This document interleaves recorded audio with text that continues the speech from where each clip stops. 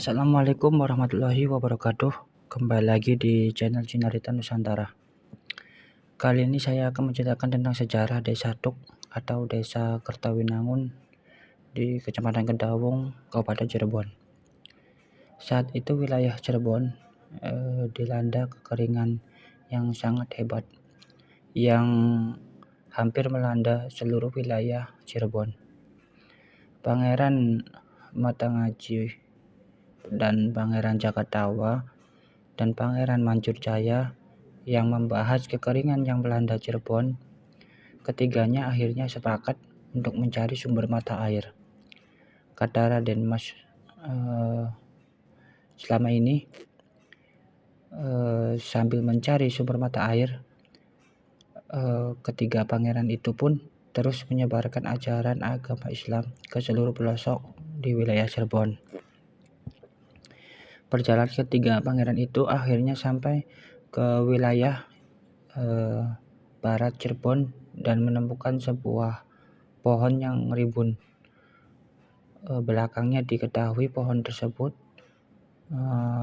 tempat berteduhnya Pangeran Cakrabuana atau Pangeran Walangsungsang yang juga dikenal Baku Cirebon Kirang, katanya. Dia menambahkan saat berada di lokasi itu, ketiga pangeran terkejut melihat fenomena alam berupa rembesan air yang keluar dari bawah pohon itu. Ketiga pangeran itu pun selanjutnya mencari sumber air rembesan. Namun tak juga ditemukan.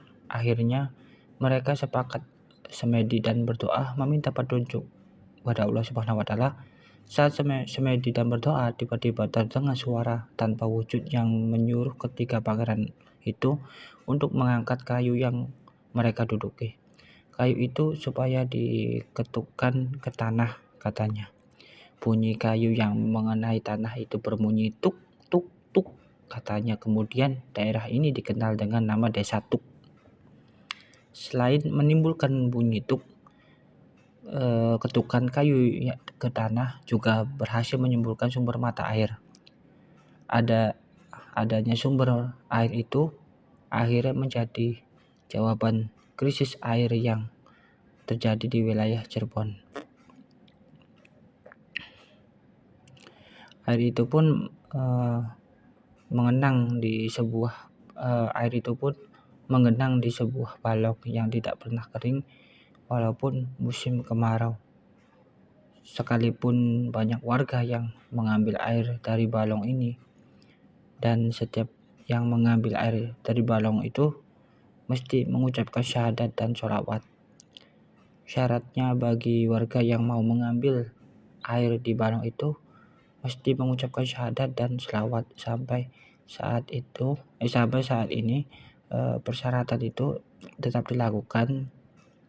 Jadi kalau orang non-Islam mau mengambil air dari balong keramat itu, maka mesti memenuhi syarat itu. Dan kayu berbatang yang namanya kayu berbatang ya teman-teman. Kayu yang berbatang yang diambil oleh tiga pangeran tersebut tergeletak begitu saja di sumberan air tersebut, yang lama-kelamaan menjadi balong tuk keramat tuk ya teman-teman.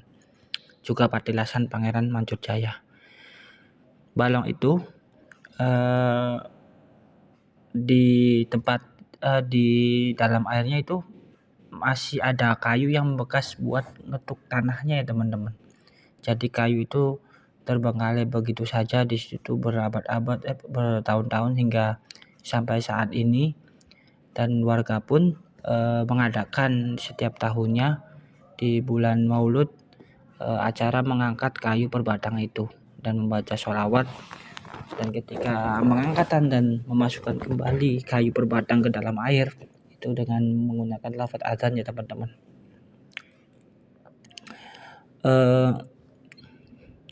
Dan di wilayah Tuk ini juga didatangi oleh para pembesar Cirebon ya teman-teman, seperti Nyimas Pakungwati, Ki Jakatawa, juga Pangeran Matangaji yang sekarang ada di daerah Desa Matangaji, juga ada Pangeran Manjurjaya sendiri yang ada di Desa Tuk.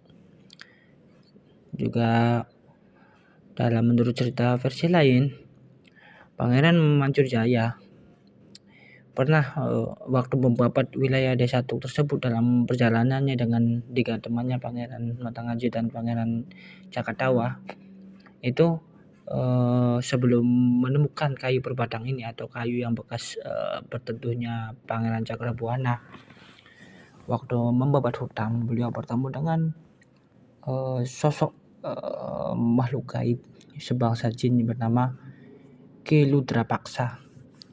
Ki Ludrapaksa ini penguasa hutan.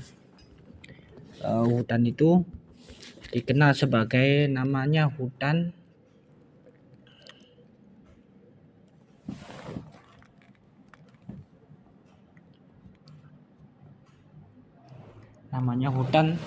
Kertawinangun.